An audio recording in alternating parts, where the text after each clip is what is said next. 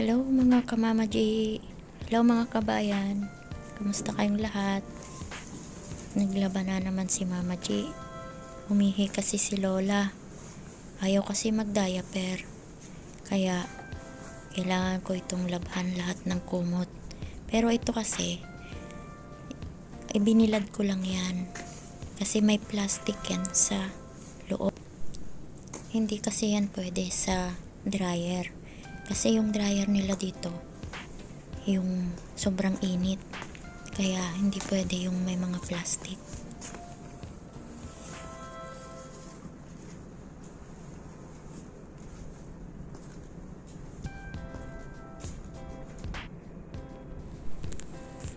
At syempre, nilabhan ko na rin ang aking mga damit.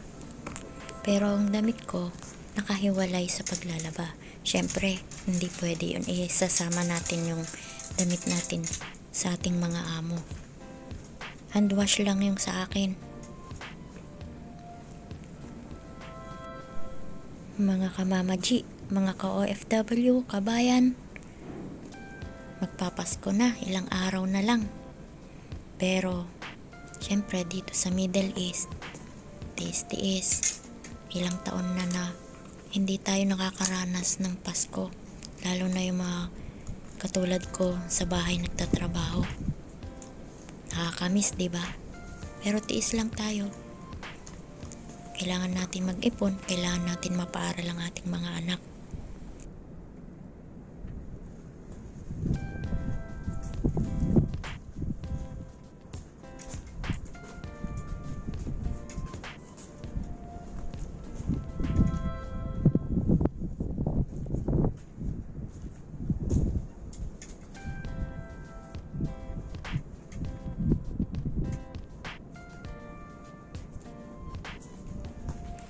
Ipapakita ko sa inyo mga kabayan. Ito ang rooftop. Ang taas, diba? Lahat ng bahay, halos lahat ganyan. Napakataas. Kaya, hindi ka pwedeng tumakas at hindi mo natatanaw yung labas. Ayan ang kwarto ng mga katulong. Kambal itong bahay na ito. Yun sa kabila, ayan. Yan din bahay ng katulong, kwarto. Ang bahay na ito ay kambal, parehong pareho.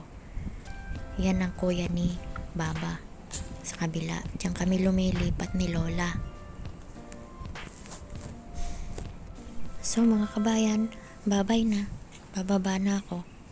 Naghihintay ang Lola doon sa baba. Bye, ingat.